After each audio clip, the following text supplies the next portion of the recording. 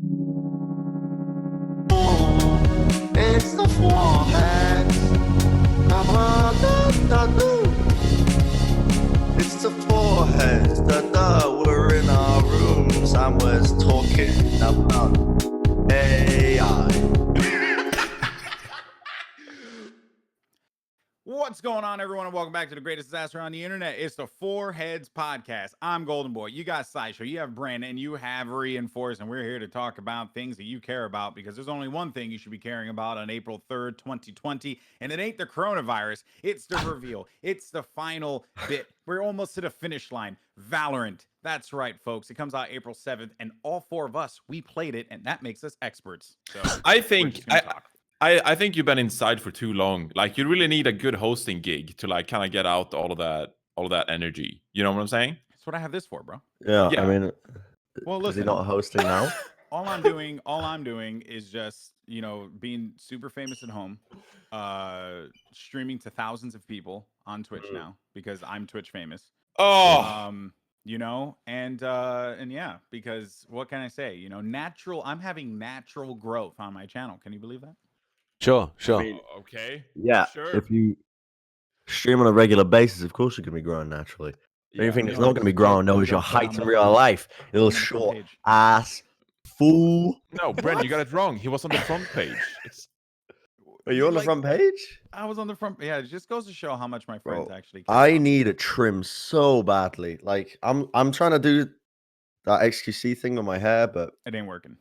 no. I'm going to say this. Talking about my friends caring about me so much, you want to know how many times, for our viewers and our listeners, that I had a chance to play Valorant with Sideshow, Bren, and Reinforce.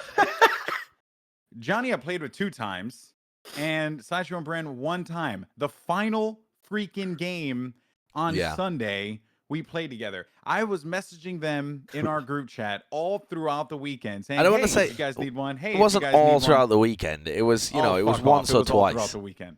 It was once or Screw twice. you. Screw you. Once or twice. Let me go ahead and look through here, because I'll tell you, I hit you guys up numerous times.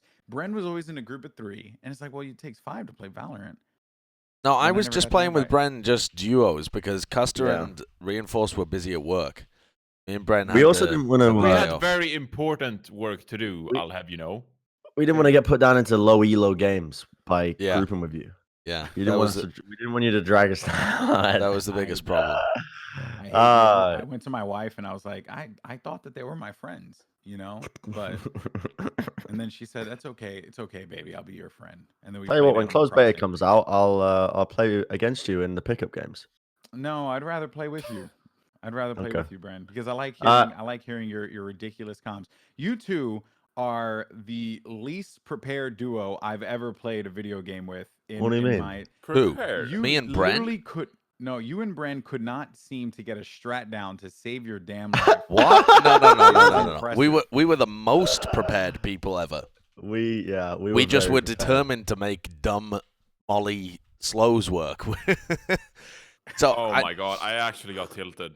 You could like tell it was in the makings of a YouTube video, and I was in the middle of it, and I was and I just like, I'm We just were gonna tired. lurk on the other side by myself. Yeah. Yeah. I will preface this by saying that we're not being paid to say this, because some people are probably going to be assuming, a Foreheads episode that gets released precisely around the time that all the other Valorant content does, where they only talk about Valorant. But no, none of us have been paid to play it. We just got given beta access. I saw a When lot of told people us we forgot to speculating about that record. on Twitter. A lot of we people forgot on to Twitter were record. like, you guys have forgotten the hashtag ad, etc., etc. It's just, no, we got an opportunity to play it, and because we were excited about the game anyway, because we all actually enjoy FPS games, we were like, hell yeah, we'll play it and record some content, because we know that people are going to watch the content. So it's a win-win. Well, I actually am getting paid because I'm casting Twitch Rivals right now. Oh, well, okay, you're the shill then. You're Well, the there shill. you go. So You are the show, but Valorant is the you ain't best getting game paid by ever. Riot though. No, I'm actually being paid by Twitch. So There you go. There you go. So not being paid by Riot. That is full disclosure.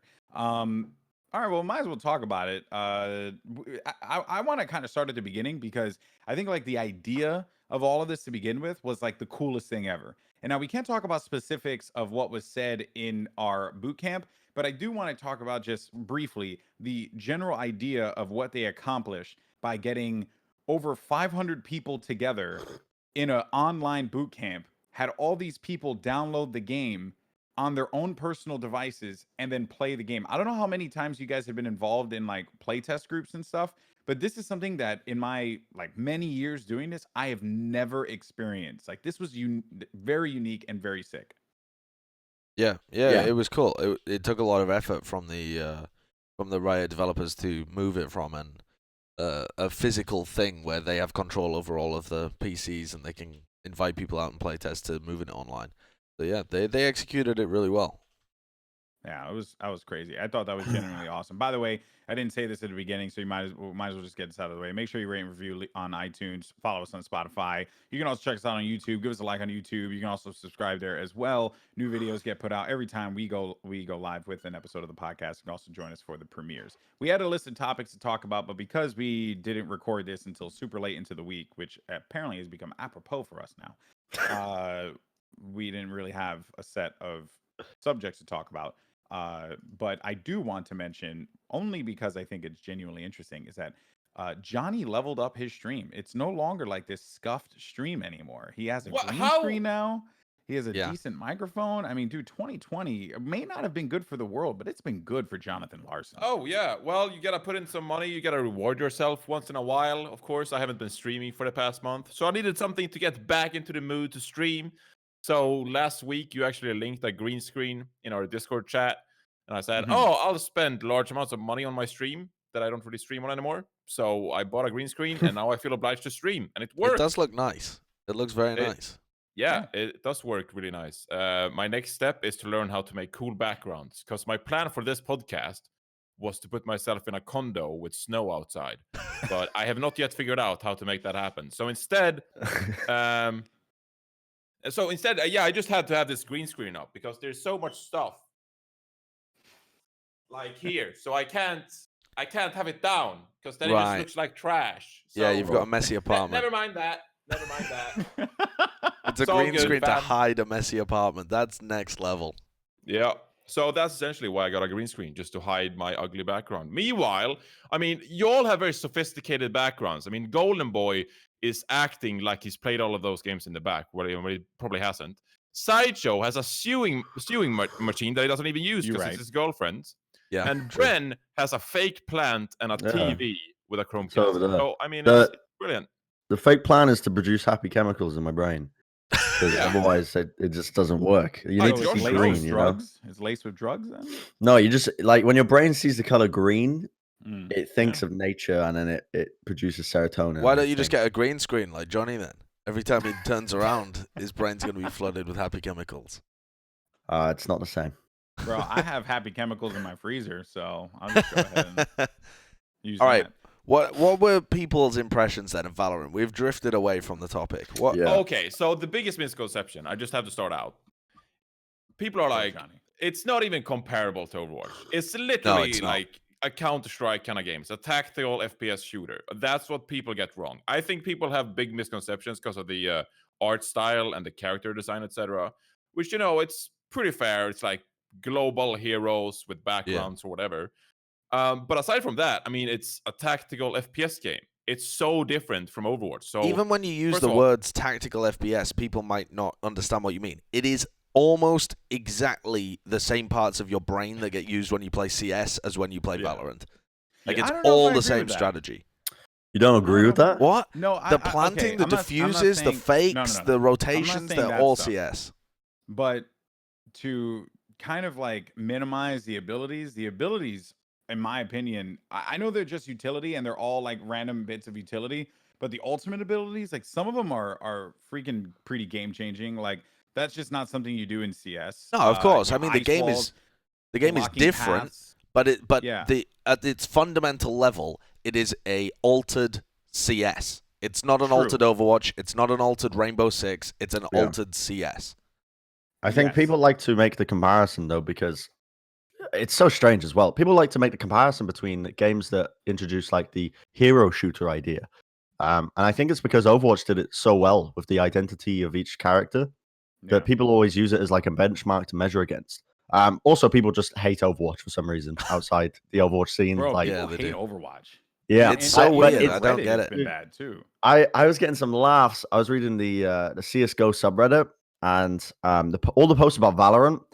It's all just CS players seeming like you can just feel the denial and insecurity through their comments Yeah. because they're all of them are like, oh yeah, nah, CS doesn't need to be worried. I mean, other games come around, and CS has survived, blah, blah, blah, blah.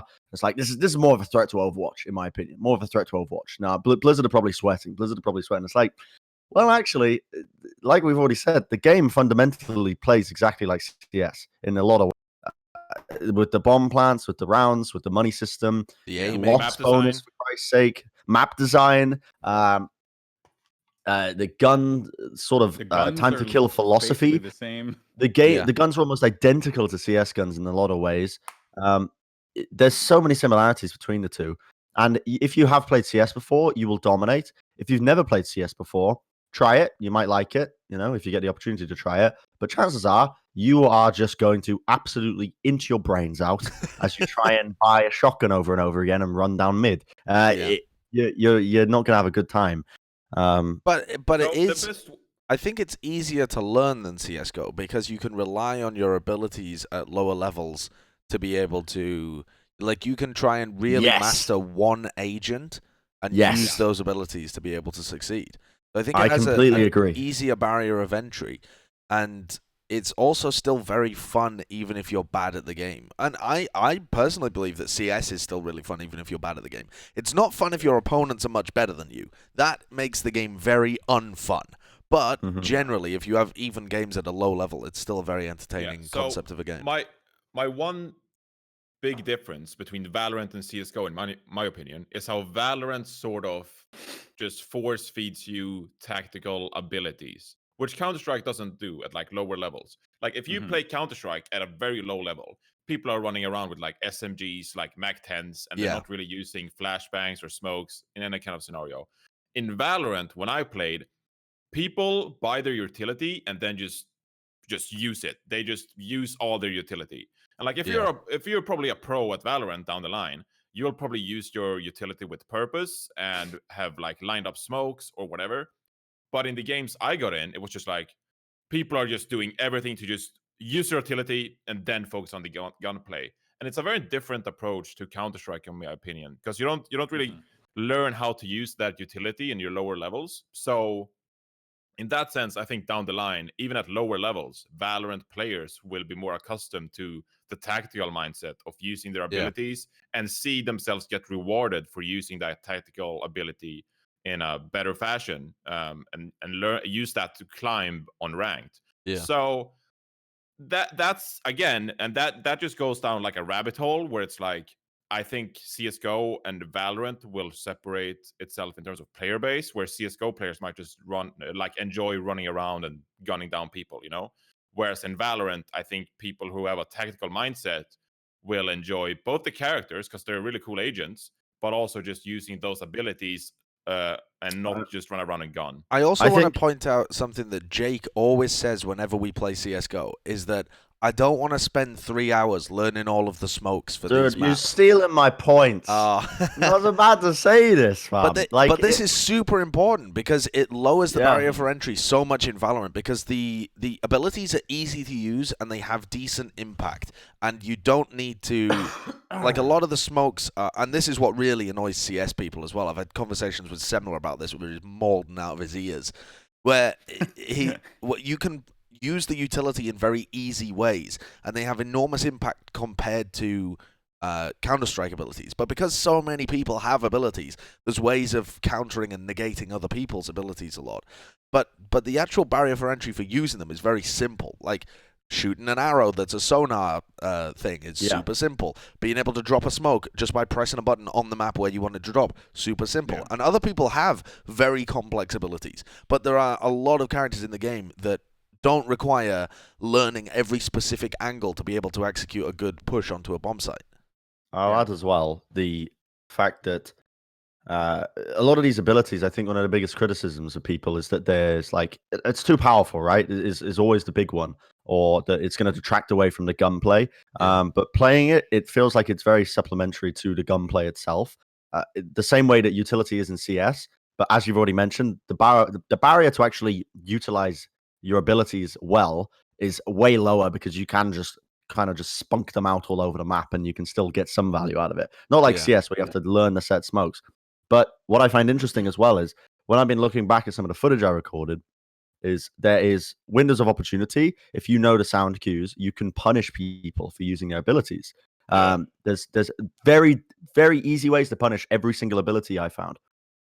Brimstone, the character I played the most, I don't think he's been announced before the third, but by the third, people will have known about him. He's basically seen as an on-the-ground commander, and one of his abilities is he can put down maximum of 3 global smokes around the map, similar to CS smokes.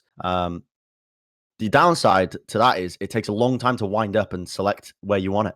So if you are in a shit position, you cannot just slam down a quick smoke. It takes a long time to set it up. Yeah. It takes a long time to click on it, and then you have to wait for them to deploy. There's a lot of downsides to that.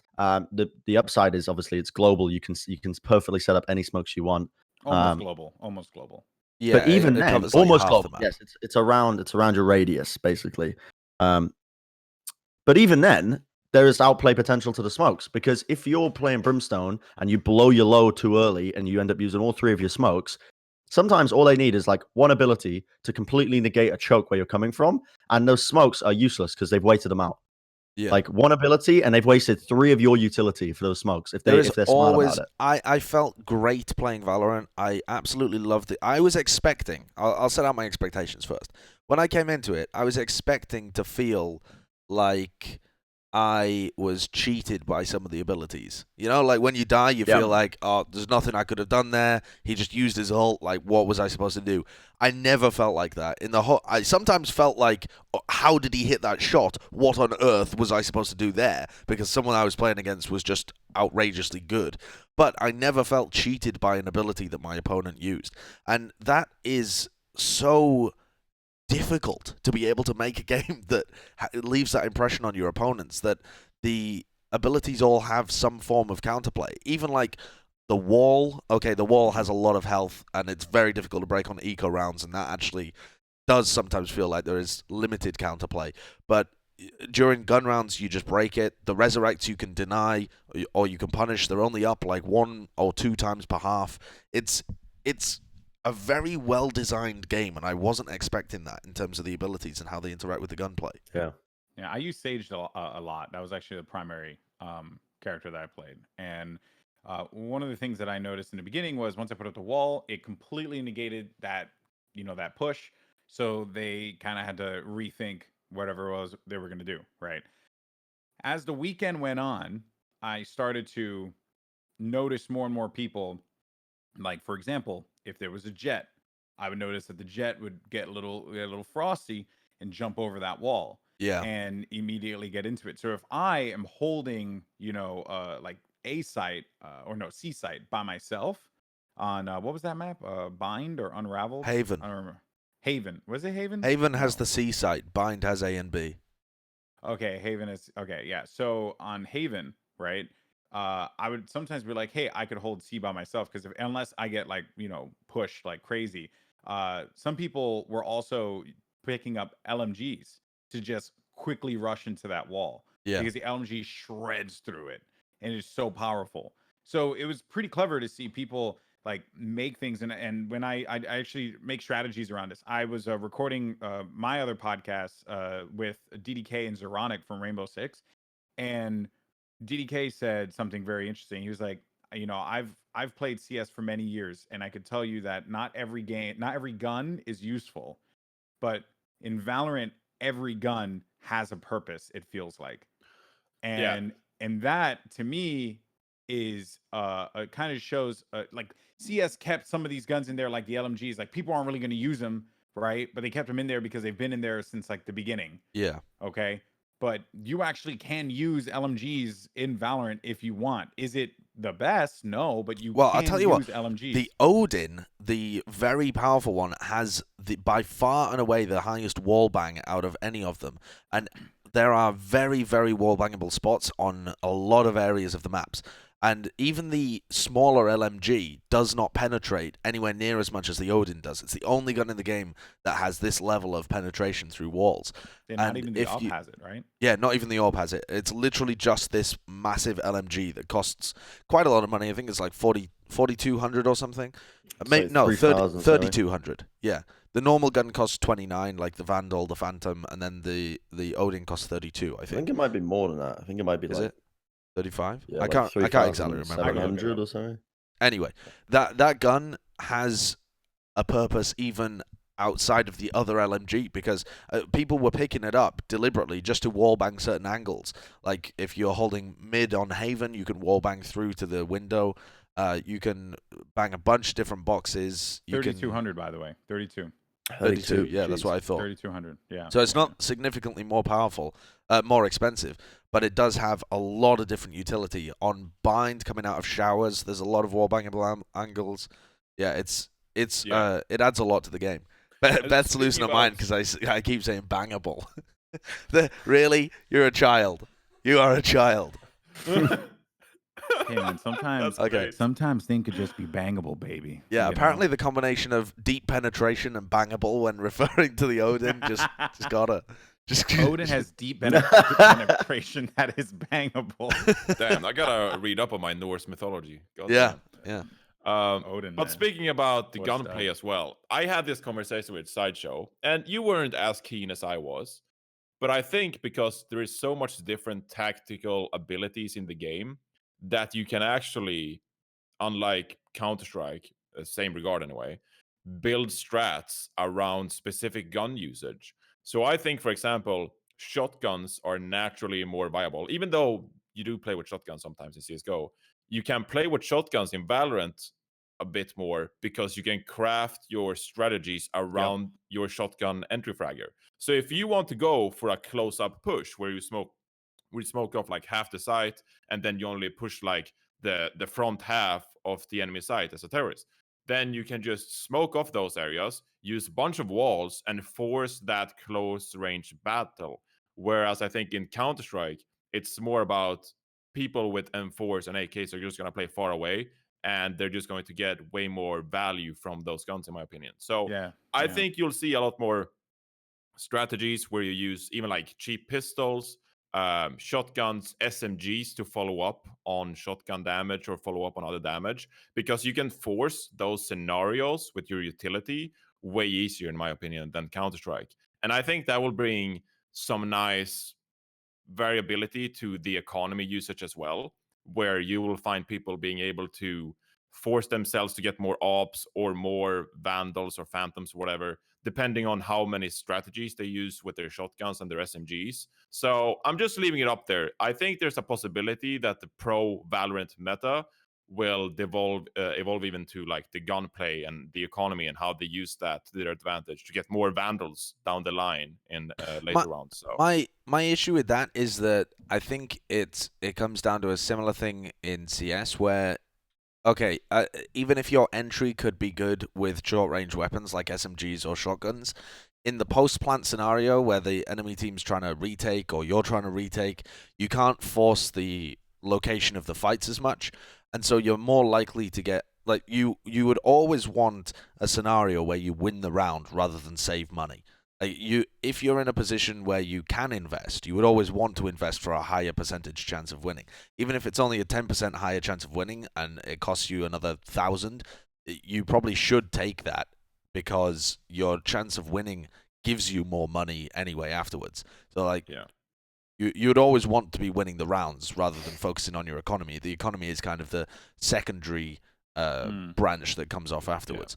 But we don't have to delve deeper. I just want to say before we move on that, like, there's nothing like Viper's ultimate in Counter-Strike. That's what I was literally going to say. That I was like, you look at that video of Viper that Riot released, and you can easily just be like, oh yeah, it's just because it's a video, right? No, I played a game with Noah J, and he flat out said, he was Viper. He's like, yo, I got ult. I'm gonna run a shotgun. Just get me on site, and I will win the round. Yeah, and he did just that. He popped ult. He had smoke everywhere. He was on site, and he got I think it was like a 3v1 or some shit inside of smoke. because he was running with the Judge, which is the auto shotgun. So, or the semi-auto shotgun, whatever it is. So yeah, so that weapon is disgusting, and it could, and I actually feel like it's not a matter of thinking about the economy. It's a matter of thinking about what could be the best possible thing for that situation. So if if we won a round and I have Viper ult and I have a Vandal already or a Phantom, and I'm like, okay, why would I change out to a shotgun? Right? I'll just keep the Vandal or whatever. But if you're in an opportunity with a Viper and you can actually come back into the game and the Viper just died and has to rebuy, you can actually like pop the shotgun strat. Oh yeah, go for on, sure, on, for on, sure. on point, and then You can and also then do win the that with round for your Jet, team. right? Like you can use the Jet ultimate in order to stop your team having to buy an extra gun, because the Jet ultimate functions as a gun if you're good enough. And if you're not good enough, you shouldn't be playing Jet anyway, because she doesn't have as much utility as many of the other people. That's what I really liked as well. Like, even if you're doing an echo round, you can still use your ultimates to set yourself up for a good echo round, which is so cool as well in Valorant. Oh, talking about the economy too, and our previous discussion about ease of entry into this game, the economy is so much easier to manage in Valorant than it is in CS:GO. You can sell weapons if you accidentally buy them or if you change your mind. You can request that other people buy them for you. You can directly buy for your teammates. Not, I'll buy another weapon and drop it on the ground and someone else can pick it up. You can click in the UI to buy a Vandal for Bren, and he will just, poof, the money gets taken out of your account and added to Bren's. You can request that somebody else buy it. It's a much better system. Oh, it tells you how much money you'll have minimum next round. That's really good. It takes all of the... because here's the thing, and CS players are going to hate this, I guarantee it, because they think that it removes complexity. But it doesn't remove the decision making. It just removes the math, the like prerequisite knowledge that you have to have. So it just increases the floor, but it doesn't remove the ceiling.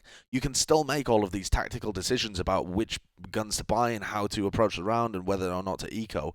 You are just given more information at the beginning with which to make those decisions. You don't have to guess about the opponent's economy as well. You know what the opponent's economy is. You know when certain ultimates, you know when all of the ultimates on the enemy team are up. You can see that. So you have that information to be able to make decisions about. So your decisions are more informed and leading to better play, I think.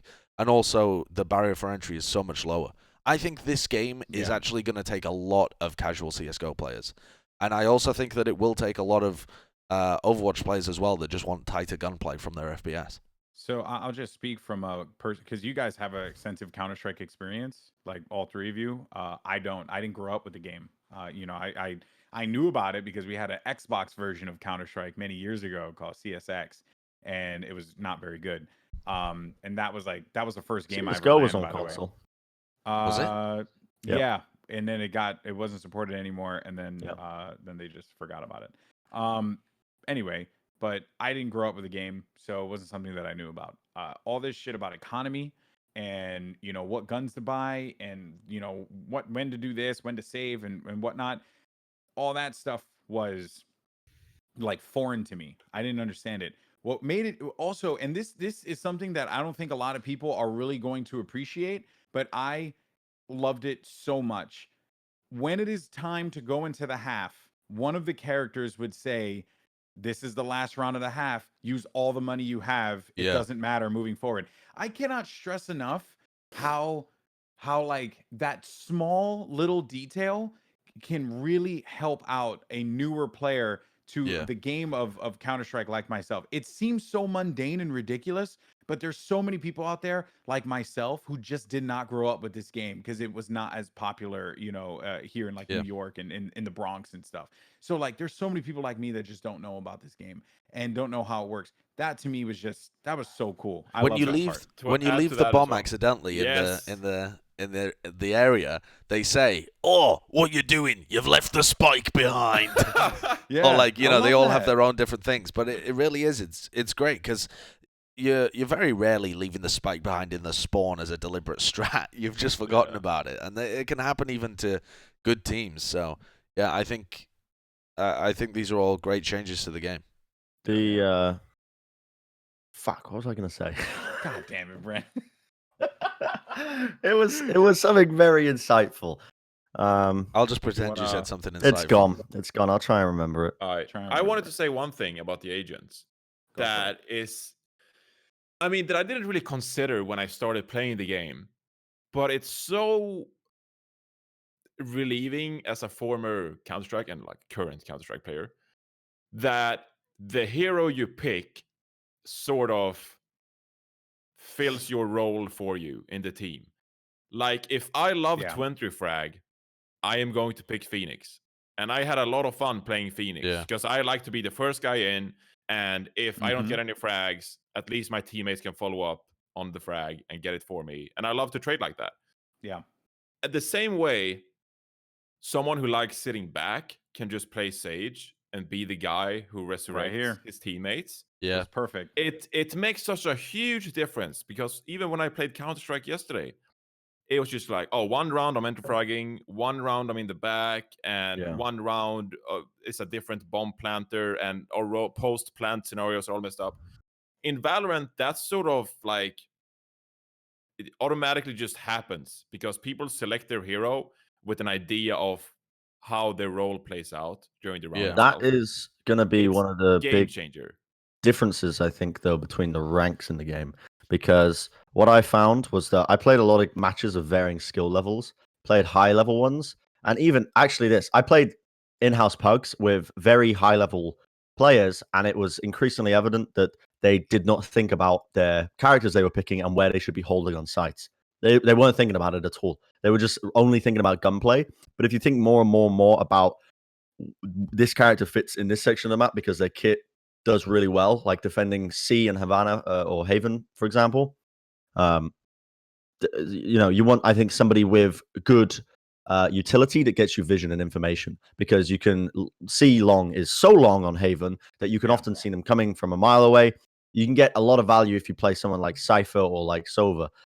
Whereas in places like more enclosed areas, you might want to play someone like, I don't know, Sage, because her kit does really well in enclosed areas. Like it's incredibly oppressive. Same with different agents sort of coordinating with one another. I think, like you said, Johnny, about if you like to play Sage, if you're like a passive player, you might play Sage. I actually disagree. I think Sage should be played with Phoenix really aggressively as like almost a trader. So Phoenix is trying to entry frag. Sage is there to trade out the kill, and if Sage takes build the damage, ult. build the ult, and if you get the ult, res Phoenix again and rinse repeat. There's Like, a lot of I different think, ways that you can play him. Yeah. Yeah. yeah. But if you want to I play just, back, though, you can. That's the thing that I liked about Sage, because I agree with you. I would actually go in with the entry fragger and prioritize a res a few times, Yeah. especially like when I played with DDK, he was playing Phoenix, and we stay together. And then I would bring him back, or I'd heal him or something, like if he was like, a little beaten up from a fight, I'll bring him back in. But that was because I had like a good communication pattern with him versus like when I was playing by myself. I was like, screw it, I'll just stay back and then provide the support wherever it is that I can. There was a lot of options. And that's why I'm saying, like, we started this conversation with us saying that the abilities aren't that big of a deal, but that's why I said I disagree, because the abilities, they create the entirety of the way that you approach the map, the way you approach every game. They're so important. they Johnny are can be the important. entry fragger if he wants to, because he's yeah. playing Phoenix. That's it. I'm not saying they're not important. I'm just saying they don't overshadow the gunplay, which is the most No, important. no, they fact. don't. But That's true. but they sit. Riot managed to accomplish this thing where they sit right next to each other, right? It's not like Overwatch, where I love Overwatch, and it's a fun game to play for me personally. But I'm not lying. I'm not, or sorry, I'm not, telling the truth here when I say like, it takes skill to aim as Mora. Like it doesn't, like I don't have to do anything. I just hold my button down and then just suck them dry. That's all I do. Right. Yeah. There's no skill there. So each character has its own varying degree of skill. Whereas like in Valorant, every character sits at this level, but every character's abilities and utility sits right next to them. It doesn't overpower the other. That's how I felt. Unless you get a 5K with Brimstone ult. That's it, friend. Yeah. That's what I did. It's Have a you very seen the clip? good game. GB? Yeah, I've seen the clip. It was unbelievable. Actually, if you Dude. could pull it up Okay, and I mean, Josh d- could show it. yeah, I'm happy to show it. I'm also happy to demonstrate how it's really a highlight for me, not a highlight for Bren. Do you have it from your POV? I do somewhere, yeah. I haven't Oh, pulled it dude. out Why? though. Because you put Sage slow? No, I Yeah, I I put the walled them wall into up. the TP. I walled them But that was inside like the it was teleporter. unintentional coordination. Yeah, it wasn't deliberate. But No, you I just say that it was coordinated. Bro, 100% Just lie, tactical. bro. Yeah. It's the internet. Yeah. this is I think I can hold the record for the first ever Brimstone ult ace. I don't think Yeah, anybody yeah. has got one. Yeah, I don't because think anyone did that. I Someone think like they're it. going to be very common with poopy players at the poopy ranks when people the poopy when people group up. I think they're going to be super common. You're going to see it like the Overwatch subreddit where they just spam the feed of like D for 6Ks or stuff like that. But I can say I was the first. What do you yeah. What do you think, to take a bit of a tangent here and be a bit more critical, what do you think of the fact that there's only 2 maps that were available to play at this point in time? And the developers said that they want to focus on a small number of high-quality maps because they want people to play them many, many, many times. DDK brought this up. He feels like the reason why they only did 2 maps for this is that they want people to learn those maps. Yeah. So they don't want you to feel overwhelmed with the complexities of each map, especially considering that Bind has a teleporter and Haven has 3 bomb sites. Yeah. I don't know what you guys think about that, but I think because surely they don't just have 2 maps. You know, surely they have more maps that are like ready to go. But this is just what they're showing us right now, or this is what they're allowing to play because perhaps they're just a little concerned about people getting overwhelmed. It's also the beta, but I would Yeah. like to see at least 4 to 5 maps on launch. I think, because I think that's a more reasonable amount. I could see myself getting quite bored, honestly, of playing 2 maps after a month or whatever the time is. But at some point in time, it would take a while it though, would right? bore me Like out. we were playing. I think I must have played like 30, maybe 40 hours of that game over the 3 days. It was only available for 8 hours a day, so and that was only on 2 maps. But the fact that you have different agents, you approach each map differently with each agent, so it ends up feeling like like 80 different ways of playing Sure. the game. Rather than just 2 different ways of 2 different maps. But yeah, I think that they might slowly release maps that they already have in development.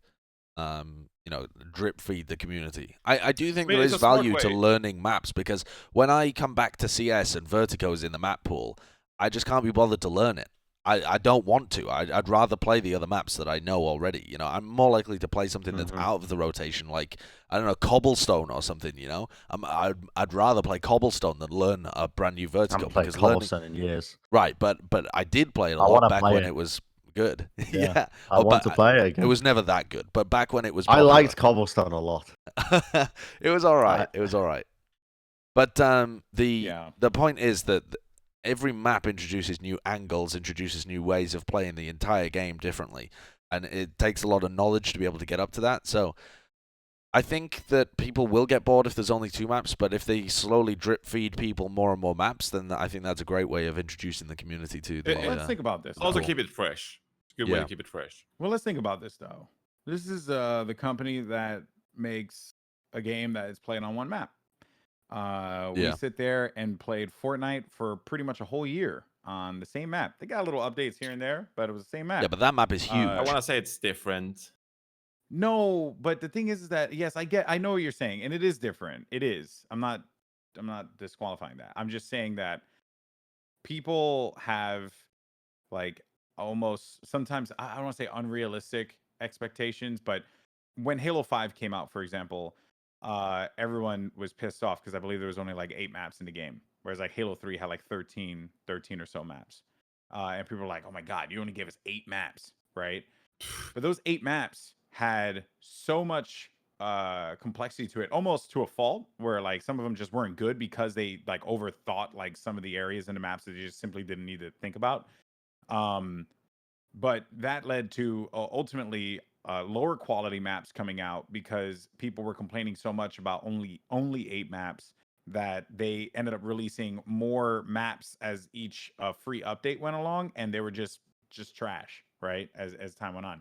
Or you can have the instance of Call of Duty Modern Warfare where you release basically 6 or 7 maps and like 2 of them are good and the rest of them are garbage. So, it's like I don't know if there's like one right way to do it, because then we've seen Battle Royale games thrive with just one freaking map for like close to a year. But that's and everyone huge. just accepts it. Those maps are enormous. They have so many different areas where you can play, and the circles themselves are like having many, many different maps, because the circles force you into different areas each time, so it creates a unique player experience each time. Whereas the way that CS maps work is you're holding a sight, you're pushing around the same kind of angles. I can tell you, if CS only had 2 maps, I would be pretty bored of it most nights. Like, I would play both maps, I'd maybe play them twice, and then I'd be like, okay, it's enough for me. I held A one time, I held B the other time, that's enough. On Valorant, period. huh? Sorry, there was a period in my life where I only played Workout, competitive Workout, which was a hostage reserves map that was put in from one of the. Bro, you need to Google this map. We were the Workout elite. We 5-stacked Workout, and we learned this map to such insane levels. We had specific callouts for areas of the map. Like, we had LeBron James, which was the basketball on the right side of the map, the basketball court. Great call. Very smooth. Yeah. We would just say LeBron, we had set smokes, we had pop flashes, we had everything. We knew where to place the people to be most efficient. It was insane. We were the Workout elite. Oh, I remember playing this map, actually. It was dreadful. Dude, it was so good. I loved Workout. Okay. Well, I most people are absolutely loved unlike Workout. Bren, and I think they would get a This is little true. bit bored after some period of time. Well, actually, to kind of add on to that, I played Lockout 1v1 Slayer in Halo 2 basically for like All the 2 time? years. Yep. Yeah. Yeah. My clan used to get together and we'd all sit on top of BR3, like, which was like the highest point of the map, and they'd all would just watch people do 1v1s, and then we'll have like a new challenger and stuff. And that was actually like a majority of my Halo 2 experience, was just 1v1ing my friends on Yeah. Lockout. So Yeah. I mean, I don't know. I can kind of see where Bren's coming from. Yeah, It makes I sense. think, but no, I completely agree. They shouldn't release 2 maps, and I don't think they are. A lot of the images that they've released, a lot of the promo images are of different maps. So it's clear that they obviously have some in the work, and they look quite close to be finished. So What I mean, about closed beta is supposed to come out, right? So Yeah. there will be changes, and I think even look at some of like the gun models or even like some abilities. It's like clearly work in progress. Like, I would be Yes. shocked to see some abilities be released in their current state. Really? Because What I just don't abilities? think. I mean, personally, I don't think the Viper ult looks that great. Oh, you mean the art style of it? Well, yeah, I think they could make it look a bit yeah. better without having to sacrifice some of like the clear rounded. That's what I wanted think to- the graphics are competitive thing. poor. That's what don't I think wanted the to bring graphics are up. very good. Everybody keeps talking about this from a casual perspective, that the graphics look poor, that they look. It looks. I mean, the common thing online on Twitter as well is it looks like a Chinese CS:GO ripoff. It looks like they haven't put us, but it doesn't have the same polish to the graphics as a CS or an Overwatch or something like that. But it is. I mean, currently it's in alpha. It's about to go into closed beta. Yeah. Do you think they're going to make changes, or do you think this was a deliberate stylistic minimalism? Because I could believe both. This is deliberate. 100% this is deliberate. They want the game to be able to run on a potato. Those are their words. They want people from all around the world to be able to play this game. Even when you bring the game down to the lowest settings, and this is probably the most impressive part, you bring the game down to the lowest settings, it still looks pretty good. So the difference between high settings and low settings is kind of minimal from what I experienced. I think that, I mean, I have a pretty high-end machine, to be fair, but I did it just to see how it would look, and it looked fine. There was like to be fair, there was also no visible difference. It was like, I think I got more frames, which was nice. Some text was not really legible on walls if it was like around like some of the little signage and stuff. Yeah.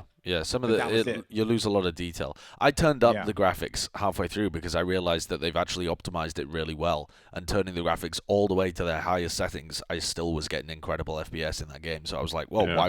why wouldn't I be recording this content in the greatest settings? So Yeah. I just played like that for the rest of the game. It And was- See, the I was- will say- tryhard but- in me. Yeah. The tryhard in me ended up just lowering all my settings after day one to the minimum, and putting on the display FPS function so I could see all of my ping and packet loss. So I knew when to peak and when not to peak because my internet was playing up over the weekend as well. Yeah. Well, what do you think Interesting. about the art style? I mean, I like it personally. I like how minimalistic it is. I think they're going to have a challenge with creating unique looking characters with the limitations they've set upon themselves. Because one of the things that I think people aren't realizing with this, and one of the reasons why I think people are saying that the character design or the character design doesn't look as intriguing as Overwatch. I've seen a couple of comments online saying that. I think it's because Overwatch isn't limited by hitbox size. In Valorant, you have to keep all of the models the exact same. So you can't have a giant frogman like you would have in League of Legends. You can't have a giant German dude in armor.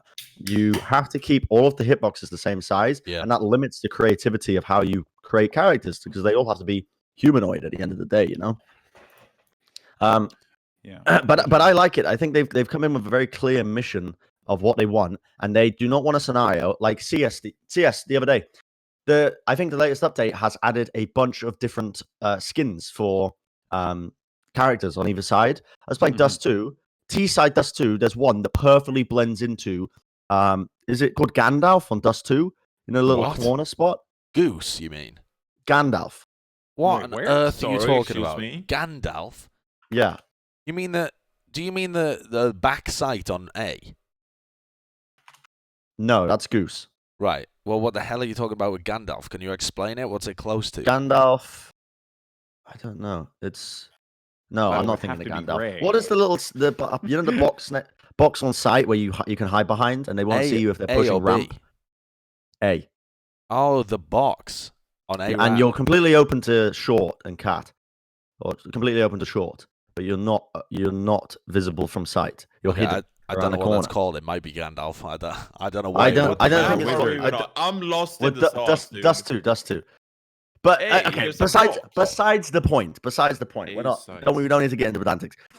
I had an issue. I was playing a game last night. I was pushing short. A guy was hidden in that little secret spot, and his character perfectly blended into the background because the shirt that he was wearing and the balaclava he had on were the exact same shade as the brown wall. And I didn't see him at all. I did not see him at all. Yeah. And in Valorant, it is clear that their mission is to have very bright, vibrant maps, and the characters should always be juxtaposing against the background of that. Yeah. You'll never have a scenario like that. One of my, it's not a complaint really, and it's not really a criticism either, but one of my Statements. concerns, one of my statements, one of my opinions is that I do not like how the default skin for every gun is just default gray, pretty True. boring. And I do Yes. not think that all the different guns have enough characteristics to make themselves interesting. In my opinion, okay, I mean, you could inspect the weapons very clearly, but the guns don't separate themselves to the point where you feel like you're buying a unique kind of gun. Like you're Mhm. buying the gun for its damage, armor penetration, and its economy. You're not buying the gun because you like a gun, if that makes any sense. Whereas in Counter-Strike, you might have like known the history of like an AK, and you're like, well, I just want this cool AK because I love AKs, or I love MP5s because they have silencers and they're like a typical police weapon, whatever. Like they have personality. The Do you guns in CS:GO have personality, and I think casual players are actually, to a sense, drawn to that. Whereas in Valorant, every gun almost feels the same, actually. And I don't think that they separate themselves enough. I feel like they could add some kind of personality to the default skins and actually make them a bit more interesting. Because I think the guns, as it stands, are pretty boring until you start buying some of the skins that separate themselves from each other. Here's my counterpoint to that. I mean, I don't know whether you're aware of this, but in order to put realistic gun models or names into games, you have to pay a license fee. So in order to have like the MP5, the AK-47, whatever that actual people would identify with because they know the names of them, you have to pay, I think, a lot of money for those to be in games. You pay for the ability to use that model of the gun, and also I don't think that people come into games and think that way. Oh, I'd like to buy an AK because I enjoy AKs. I think they just try out what fits for them and what fits their playstyle. I don't know that anybody has ever really jumped into a game of CS. Yeah, he's gone. Oh, Is he the hello. one recording? You cut out. Am I back? For a pretty long one. Hello. Yeah, well, I mean, it doesn't matter. Yeah, go on. It does matter, but you are recording, so it didn't cut out for the viewers. Exactly. So exactly. we'll guess what you said. Well, I was saying that I don't think that CS players really identify by the real world gun. So I actually disagree with that.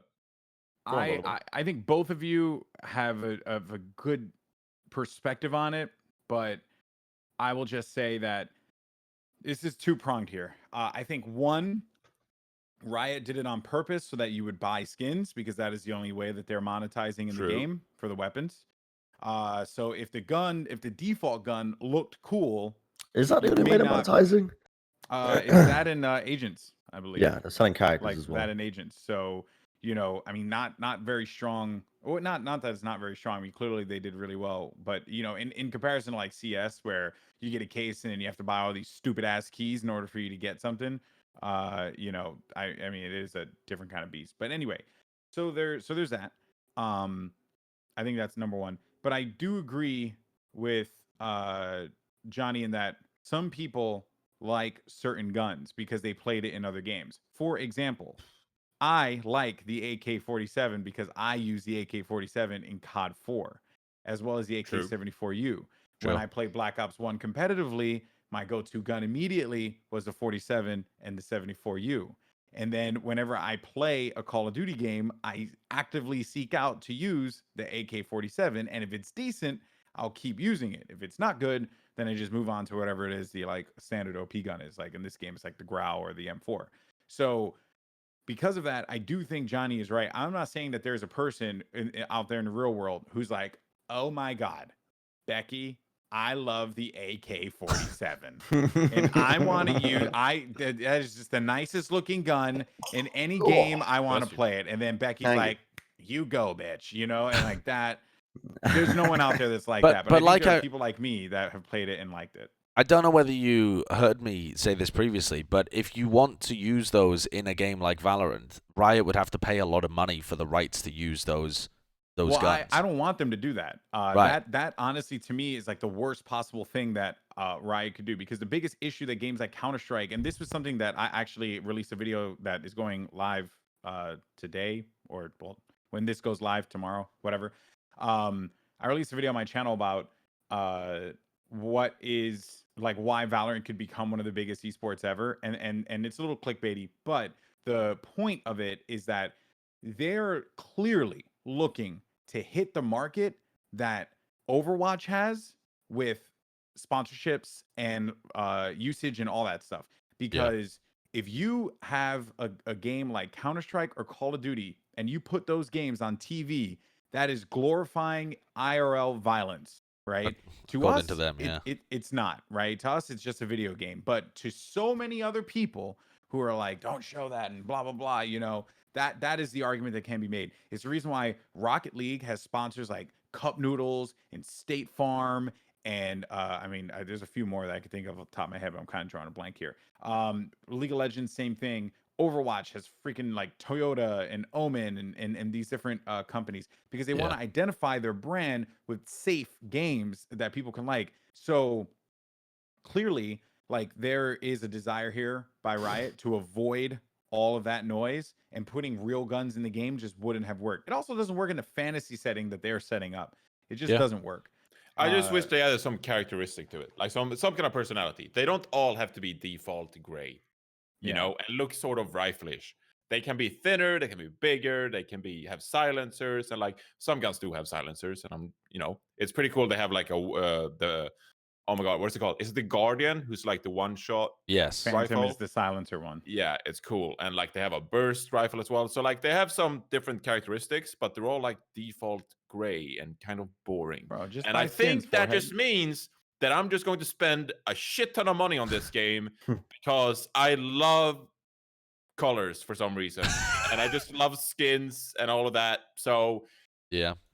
there you go, Riot. Take my money. That's Yeah. all. Make rainbow guns, and I'll be happy. Yeah. There you go. I'm Yes. upset because I'm gonna spend a lot of money. You can also, I mean, That's how they get you, inside the baby. game, you can also remove all of the blood. That's did like that. that's an option to just replace it with sparks, similar to Fortnite. Wait, really? Mm-hmm. So that's You can also remove the dead bodies too. yeah. So they're Yeah. I mean, I mean, definitely that doesn't really matter for you, Goldenboy, because you're not sitting any dead bodies on your server. Well, just his fair. teammates as they all die around him. As a Sage main, you dabbing maniac and douchebag, it actually removing the bodies ended up being even more helpful because when you remove the bodies, it's like a disc that's on the ground right. and it has a hologram of the color of your teammate. So if it's a red, like if let's say two phoenixes die next to each other, I'll know exactly which phoenix it is, even though like it's still you'll still get the notification anyway, but you can clearly see it. It's like a blue hologram for your phoenix and a red hologram for the enemy phoenix. Huh. Yeah. Interesting. So I removed it and it was like way better. It was not that I needed it, but I was like, oh, I'm curious if this helps. And then I saw it and I was like, this actually is pretty dope. I'm not Yeah. even gonna bother changing it. And I just left it. And that was that. Yeah. So pretty clever stuff. I think okay. We were talking about the art direction though. I do have problems with it. I have had problems with it since the beginning, and like to Johnny's point, the Viper ult, it doesn't look good.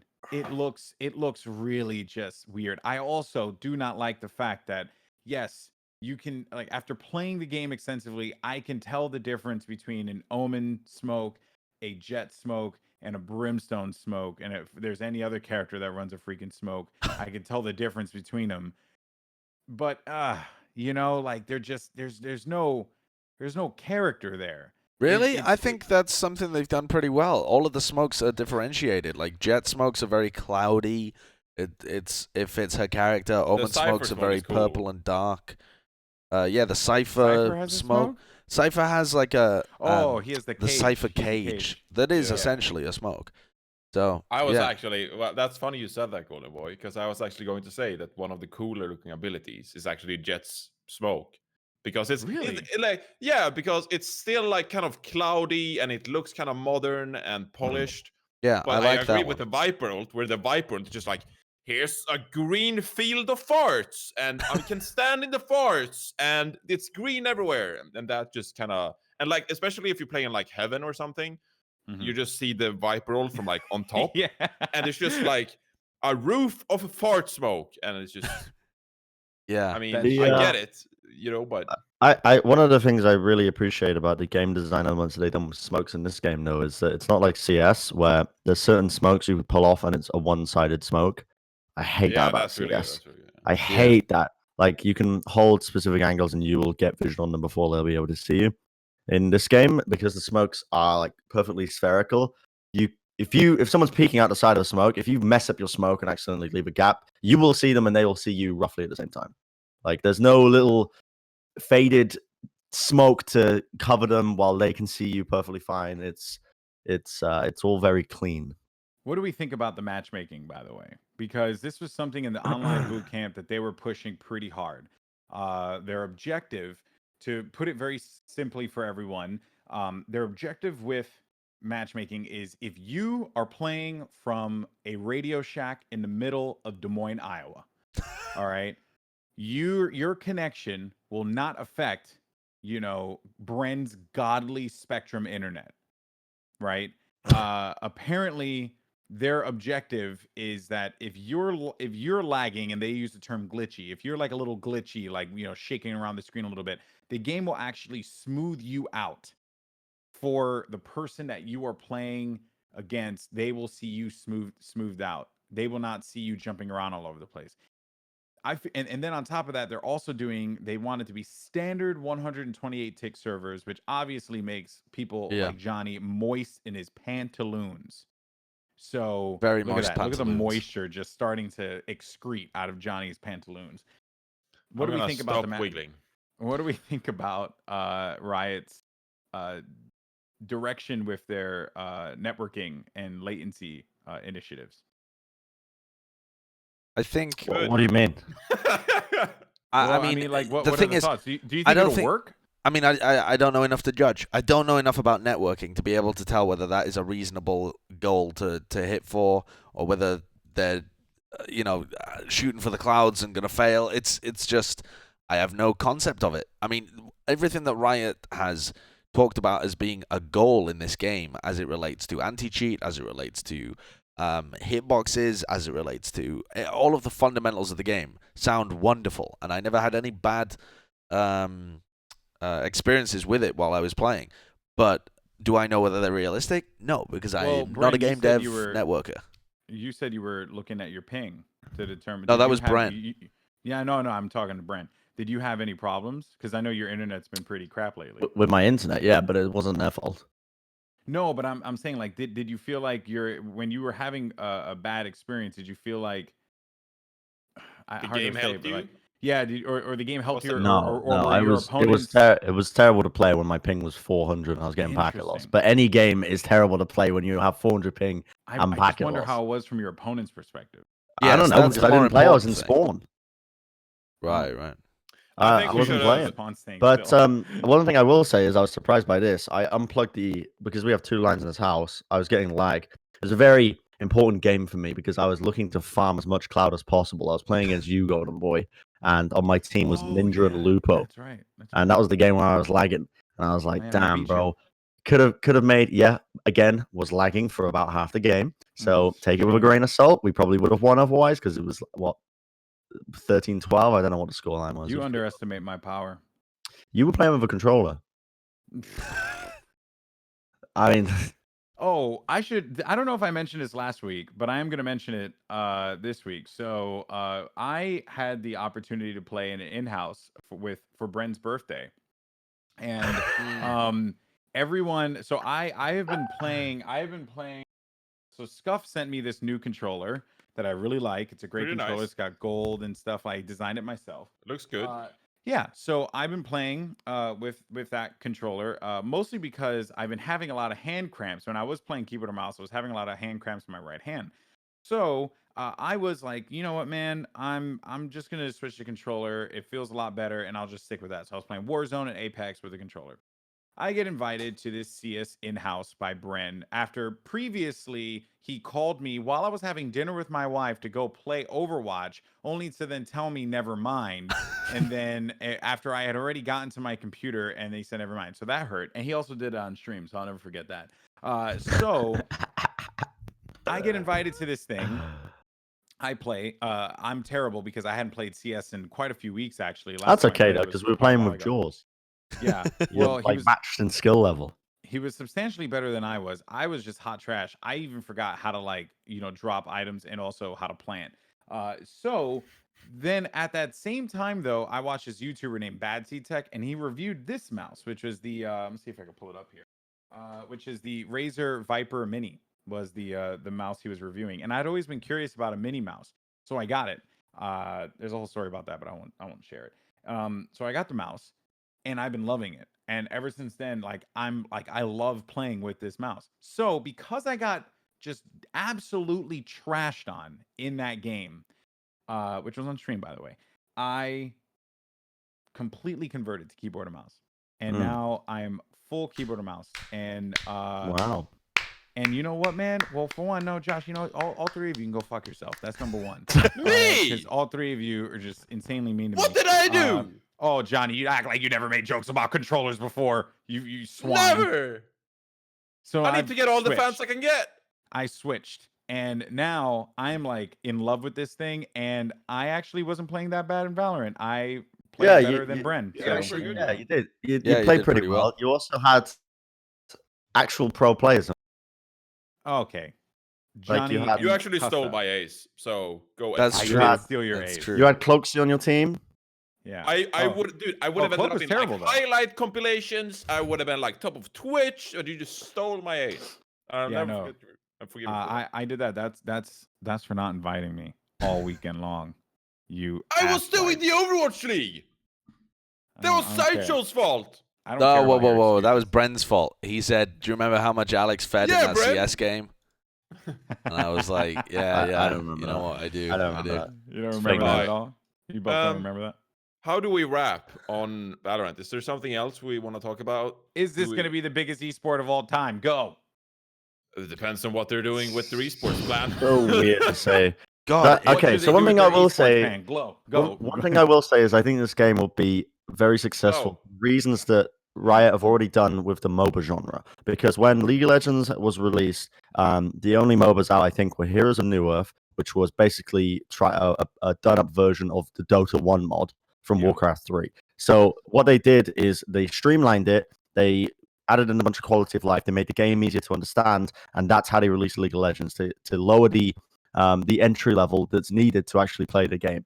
I think they're doing the exact same thing with CS. I know a lot of people who have tried to play CS and they can't play it because they are not used to the concepts or other things. But what Riot are doing with this game, what's evident is that they are lowering the barrier of entry, so you can get into it much easier. I think they're attempting to basically get the market away from CS, where CS has been just this dominant tactical FPS shooter. If you care about raw skill, raw aim, you will move to this game.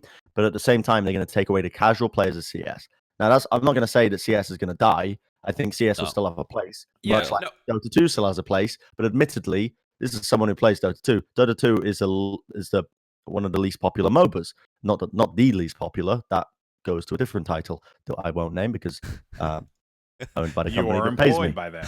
Yes. So, but the point I'm making is that I think Riot are quite intelligent. They've looked at the market. They've realized, okay, we could make a hero shooter like Lawbreakers or Paladins tried to do, but you're never going to take that title away from Overwatch. Overwatch just has great hero design. The game is polished. It's fun to play. Occasionally, you know, the issue lies with they've taken a look at the market and they said, okay, CS has been on this throne for years and years and years, and Valve are squandering the game, like actually squandering it. Like in terms of the amount of development support they put into it, it's negligible. It's nothing almost compared to a lot of other titles. So they're like, okay, we're just going to come in and once again, we're just going to absolutely dominate this scene, this one genre. Yeah, I was going to Here's ask what that. I'll say. Yeah, go for it, Johnny. My wrapping thoughts, and this is very quick and simple, so y'all understand. Counter-Strike is black coffee. Okay? Quick Valorant- and simple, wild analogy.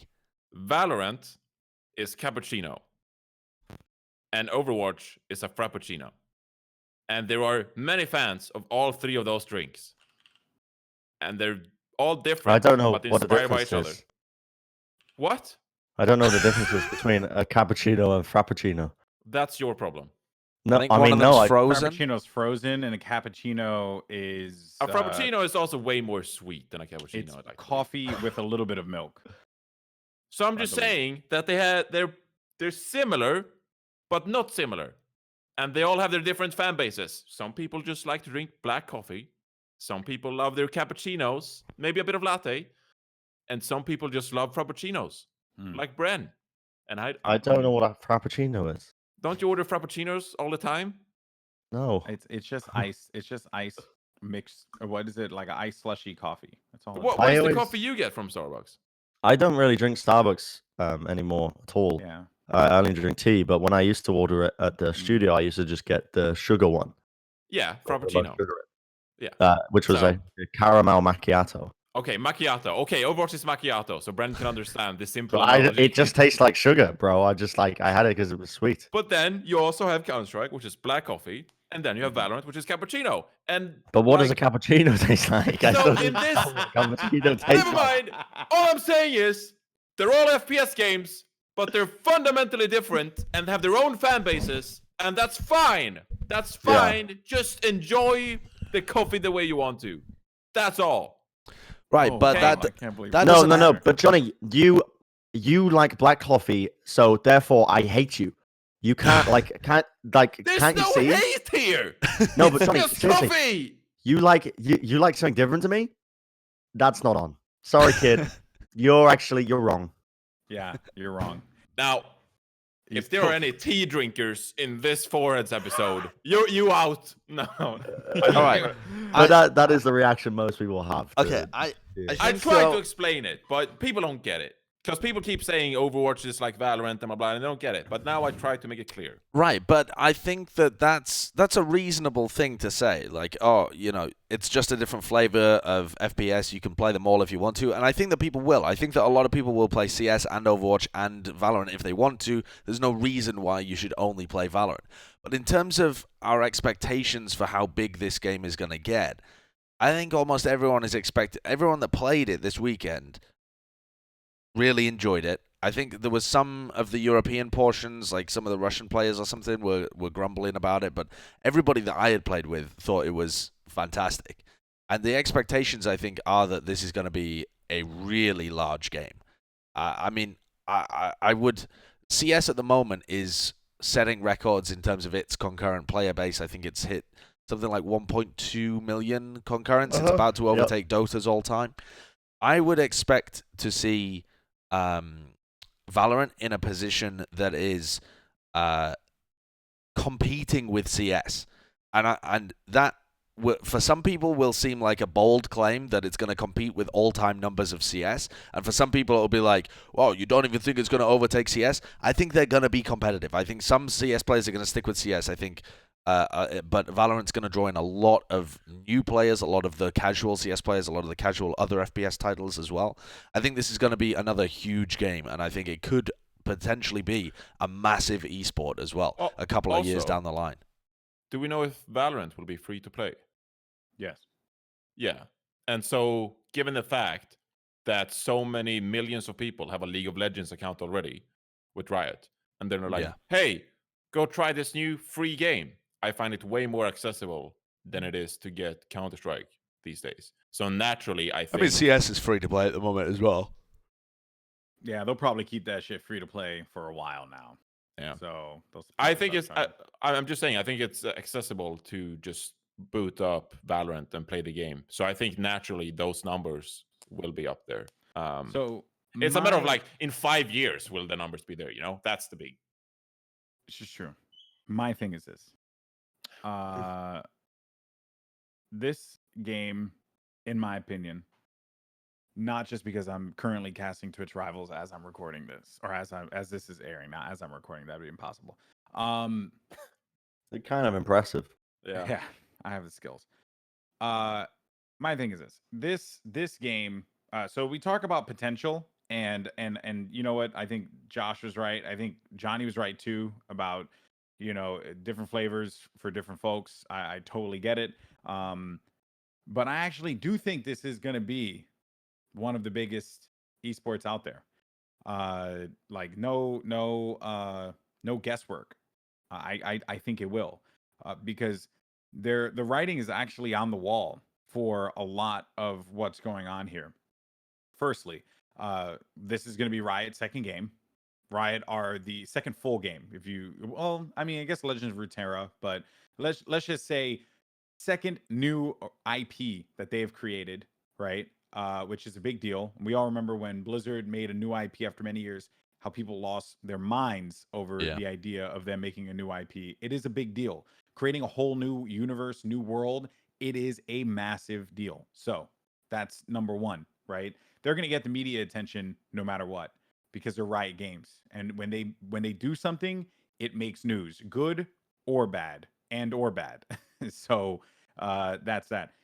Secondly, they are they're the owners of, I guess we could say, the biggest esport in the world. Yeah. Is that safe to say? No, right? Yeah, that's literally just true.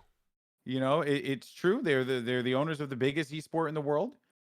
Third, they are the ones that I guess really popularized the idea of of the league structure. Like, yeah, you know, you had Counter-Strike Pro Leagues before from ESL and stuff, but they were the ones to centralize everyone first, have everyone play in studio first. Like, they were really out there making this whole league thing into a reality. And then Overwatch League comes along, does their things. You know, you got EPL, Flashpoint, all these different, you know, bits and bobs now. But I mean, dude, everyone based the stuff that they created off of like what League of Legends did, right? Because they were the first like one to really break into the mainstream, first one to sell out Staples Center, you know, stuff like that. And the last thing and the biggest thing, in my opinion, is the fact that they are going to hit the Asian market crazy hard.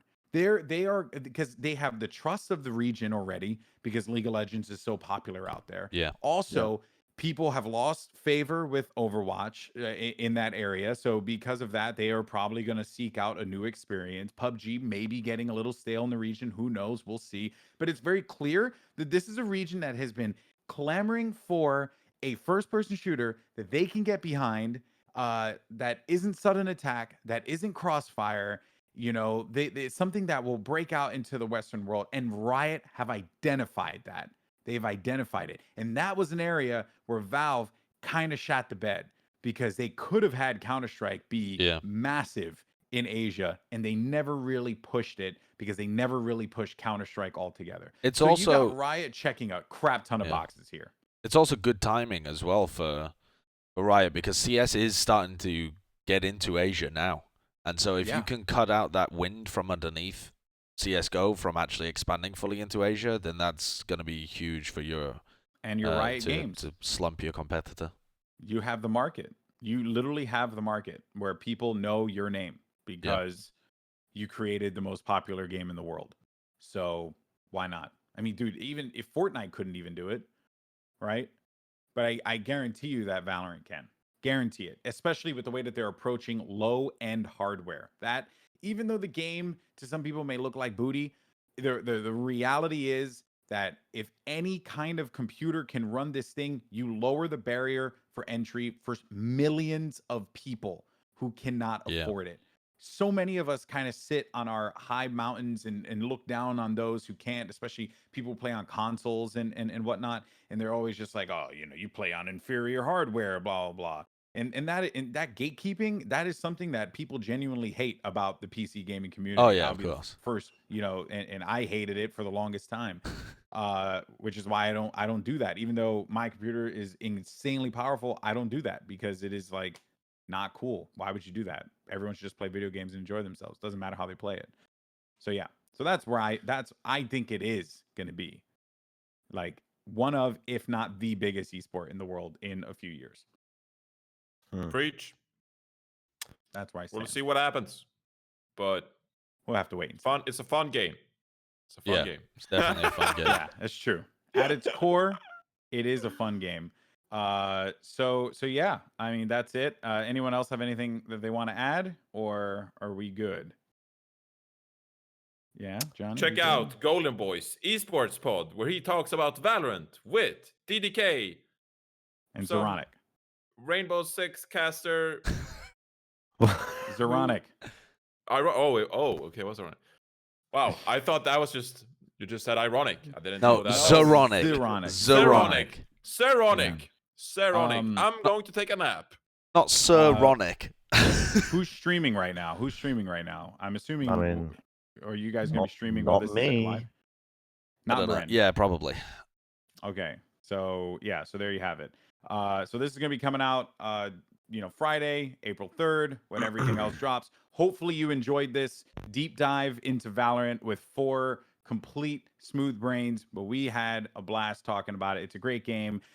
Some information on it, April 3rd, and just to, I guess, kind of clear up some things. This isn't like a sales pitch. It's just to clear things up for the love of God. If you're watching this and you're watching on Twitch, by the way, for whatever reason, this obviously isn't on Twitch, it's on YouTube, but if you happen to be watching Twitch for whatever reason, you can get keys April 3rd, and in between that time, from the 3rd to the 7th, when the beta goes live, there is no keys. Anyone who says they are giving you keys from April 4th to April 5th or April 6th, excuse me, is a liar.